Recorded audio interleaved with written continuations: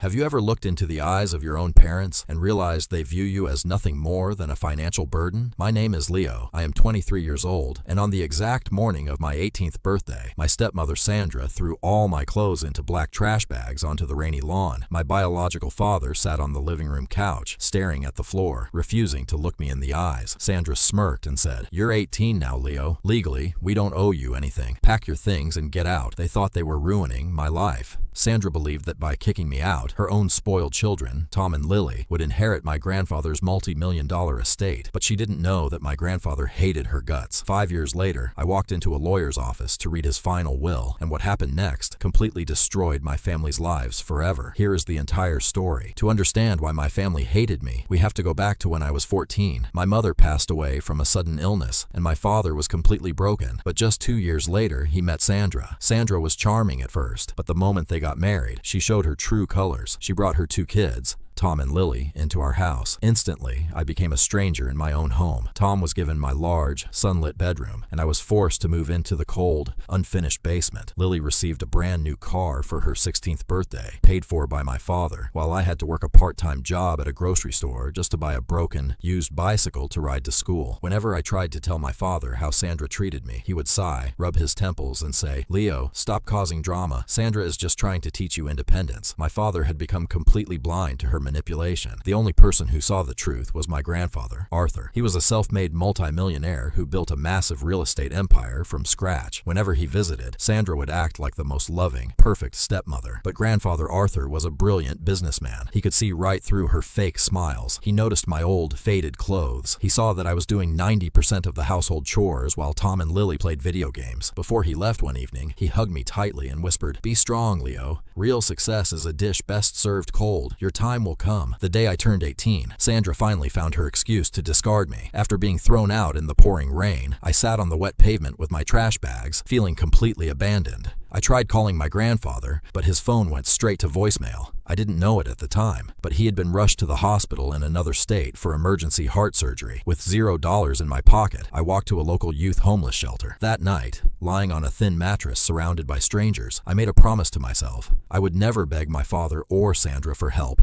no matter how hard life got. For the next 3 years, my life was a cycle of pure hustle. I worked a grueling construction job during the day, washed dishes at a restaurant at night, and attended community college online using a cheap, rented laptop. I went completely no contact with my family. Not once did my father call to check if I was sleeping on the streets. Not once did they send a text message. To them, I was dead. But I was quietly building my strength, saving every single dollar and earning my degree in business administration. 2 years later, everything changed with a single phone call. A prestigious law firm downtown contacted me. My beloved grandfather Arthur had passed away after a sudden heart attack. My heart shattered into a million pieces. He was the only person who had ever truly loved and believed in me. The lawyer informed me that as an immediate blood relative, my presence was legally required at the reading of the final will and testament the following Tuesday. When I walked into the lawyer's grand conference room, my family was already seated. Sandra was draped in an expensive black designer dress, dabbing her dry eyes with a silk tissue, putting on a grand show of grief. Tom and Lily were whispering and giggling in the corner, holding automotive brochures, already picking out the sports cars they planned to buy with my grandfather's millions. When Sandra saw me walk in wearing my simple, clean work clothes, her fake sadness turned into pure disgust. She rolled her eyes and loudly muttered,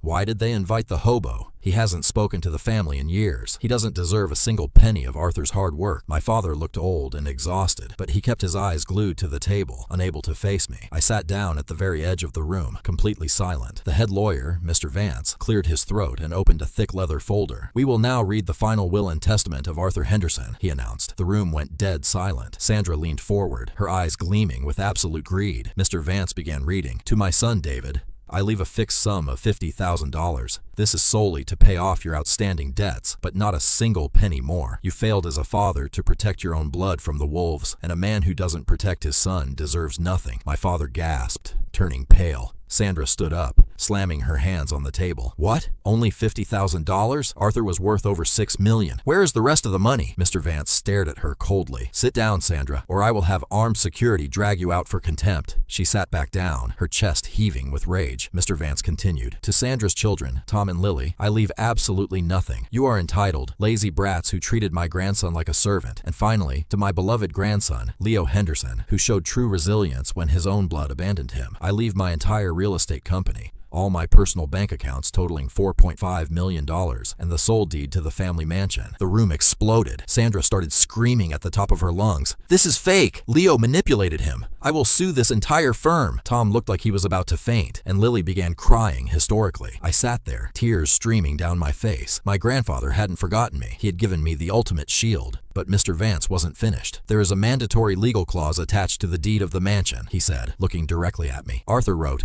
Leo, the mansion and the money are yours under one strict condition. You must legally evict Sandra, Tom, and Lily from my property within 24 hours of receiving this document. If you allow them to stay for even one more day, the entire estate will be permanently donated to charity. Sandra's face instantly turned ghostly white. She slowly turned to me, her toxic, sweet smile returning like a snake. Leo, sweetie, you wouldn't do that to your family, right? We love you so much. We only kicked you out to make you strong. Look how successful you are now because of us. I stood up, adjusted my jacket, and looked her dead in her greedy eyes. 24 hours, Sandra. Start packing your clothes into black trash bags. Tom's gaming setup won't fit in the cheap apartment you're about to move into. The next morning, I arrived at the mansion with the local sheriff and a moving truck. Sandra begged on her knees, and my father pleaded for mercy, but the law was on my side. All of their expensive furniture and designer clothes were packed into cardboard boxes and dumped directly onto the front lawn, the exact same way they did to me 5 years ago. Today, I successfully run my grandfather's real estate empire. My father and Sandra divorced 6 months later due to financial stress, and Tom and Lily are now working minimum wage jobs just to afford a tiny 2-bedroom apartment. Success wasn't just about the millions. It was about proving that my value was never determined by the people who failed to see it. What do you think? Did I go too far, or did they get exactly what they deserved?